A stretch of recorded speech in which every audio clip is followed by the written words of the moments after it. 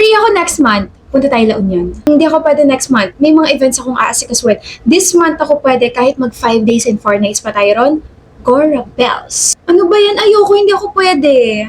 Bakit? Kasi busy ka rin. Doon kami sa La Union nag-break ng ex ko eh. Sa iba na lang tayo. Akala ko naman kung ano. Mga girls naman, 3 months to go till the year ends pero wala pa rin tayong maayos na gala. E di mag-mall na lang tayo. Sawa naman, since high school, puro sa mall na lang tayo pumupunta. Wala na bang iba? E di mag-karaoke na lang tayo. Sus, pag kumakanta naman ako, naiinis kayo kasi ginagawa kong concert yung karaoke time natin. Ayoko. Puro ka ayoko. Wag na lang kaya tayo magbakasyon.